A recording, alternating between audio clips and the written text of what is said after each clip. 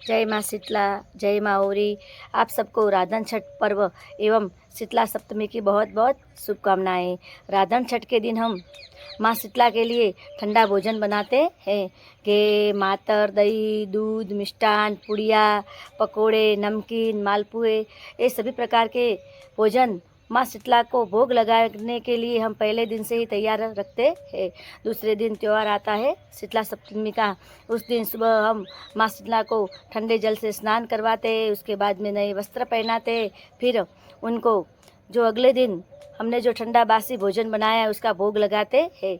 माँ शीतला को सबसे पहले दही और घी का भोग लगता है, उसके बाद में उनको मातर चढ़ाते, गेहूँ की आँखें चढ़ाते, और हमारे घर में हमारे घर में सभी प्रकार के जो हमने पुड़िया, नमकीन वगैरह जो कुछ भी बनाया है वो सब हम माँ शीतला को अर्पित करते हैं। माँ शीतला को गुड़ चढ़ाया जाता है, नमक की थैली अर्पित करते हैं, उनके सामने झाड़ू रखा जाता है। कहते हैं कि माँ शीतला का व्रत करने से, उनको ठंडा भोजन अर्पित करने से, और हम भी स्वयं अगर ठंडा भोजन पाते हैं तो हमारे सभी प्रकार के रोग दूर होते हैं। ओरी, चेचक, सभी प्रकार के जो भी रोग है वो सब दूर हो जाते हैं।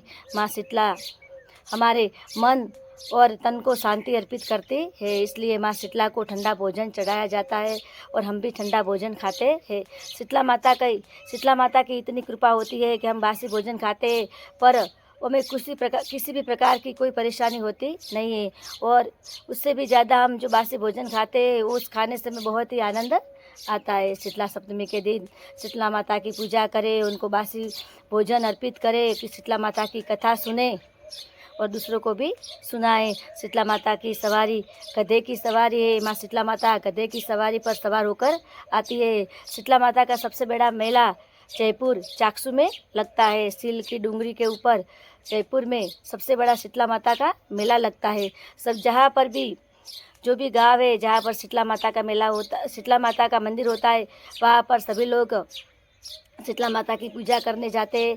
शीतला माता के मंदिर में जाकर उनको बासी भोजन, गुड़, नमक वगैरह अर्पित करते हैं। घर में भी शीतला माता की पूजा करते हैं। हिंदू धर्म में शीतला सप्तमी का बहुत ही महत्व है। 12 महीनों में 2 बार शीतला माता का पर्व मनाया जाता है। एक शीतला सप्तमी श्रावण माह में आती है और दूसरी शीतला सप्तमी चैत्र माह में आती है। 2 प्रकार की शीतला सप्तमी हम मनाते हैं। हमारा जो हिंदू संस्कृति है वो त्योहारों से भरी हुई है। में सभी प्रकार से त्यौहार आते हैं, उनमें शीतला सप्तमी का बहुत ही महत्व है। आप सभी लोग राधन छठ और शीतला सप्तमी का त्यौहार आनंद के साथ मनाएं। ठंडा ठंडा भोजन बनाएं अगले दिन, और दूसरे दिन ठंडा भोजन खाएं, मौज मनाएं, शीतला सप्तमी की कथा सुने। शीतला सप्तमी की कथा इस प्रकार से है। एक गांव में एक कुमारिन रहती थी, उसके 2 बहुएं थी। एक बार शीतला सप्तमी का त्यौहार आया। सासू माँ ने दोनों बहुओं को कहा कि बहू बेटा, आज शीतला सप्तमी का त्यौहार है, आप दोनों आज ठंडा भोजन बनाना। सासू के सामने तो दोनों बहुओं ने हाँ कर दी। ऐसा कर दी, सासू घर से कई बार चली गई तो दोनों बहुओं के छोटे छोटे बालक थे। दोनों काम में इतनी उलझी रही कि कब शाम हो गई उनको पता ही नहीं चला। उन्होंने तो शीतला माता के लिए सिर्फ चावल की खिचड़ी बनाई और कुछ भी नहीं बनाया। वो भी रात के 12 बजे तक बनाती रही। गांव में शीतला माता घूमती घूमती उनके घर पे आई तो उन्होंने देखा कि दोनों देरानी जेठानी गरम गरम खिचड़ी बना रही है। तो ये देखकर शीतला माता को गुस्सा आ गया। उन्होंने दोनों को श्राप दे दिया कि तुमने आज राधन छठ के दिन इतनी देर तक खाना बनाया है और उसमें सिर्फ चावल की खिचड़ी बनाई है, मेरे लिए कुछ और ठंडा बनाया नहीं, और अभी तक आप लोगों ने चूल्हे भी ठंडे किए नहीं हैं। इसलिए शीतला माता उनसे नाराज़ हो गई और उन दोनों को श्राप दे दिया कि तुम दोनों के बालक मर जाएंगे। जब दोनों खिचड़ी बनाकर सो गए, सुबह दोनों ने अपने अपने बच्चों को देखा तो दोनों ही पालने में मरे पड़े थे। दोनों दौड़ती हुई, रोती हुई, बिलखती हुई अपने सासू माँ के पास गई और सासू माँ से कहा, है सासू माँ, देखो हमारे दोनों बालकों को क्या हुआ, ये मृत कैसे है।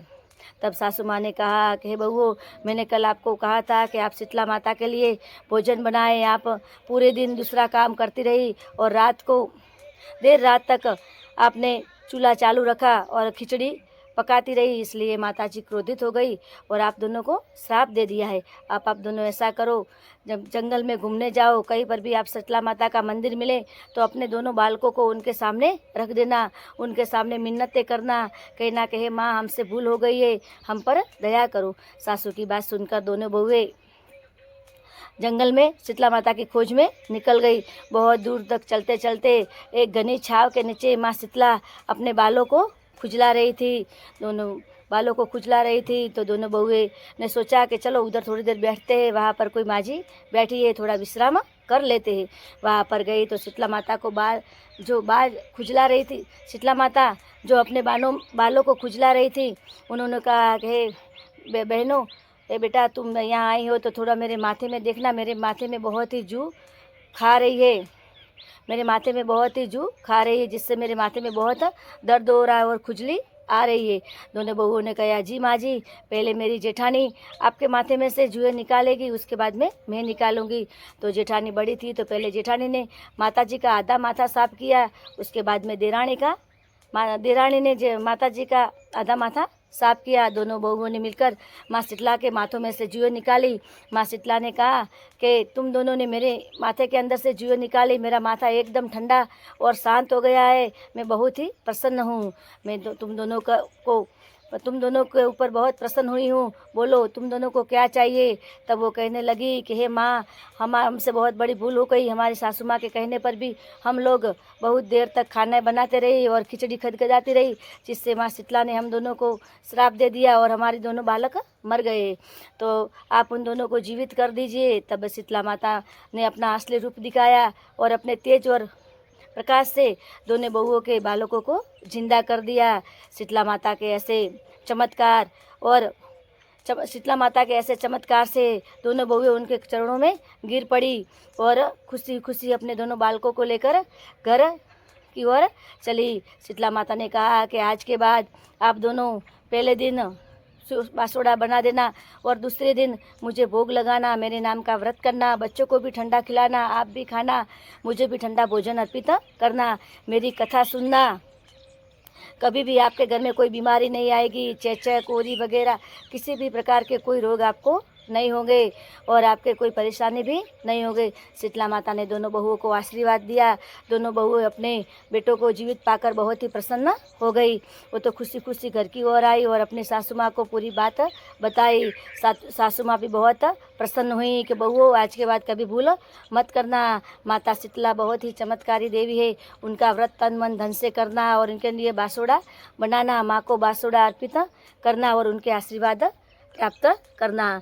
आप सबको मेरी ओर से पुनः शीतला सप्तमी पर्व की बहुत बहुत शुभकामनाएं। माँ शीतला माता आप सबकी मनोकामनाएं पूर्ण करे, ठंडा खाए, माँ को ठंडे का भोग लगाए। शीतला माता की जय।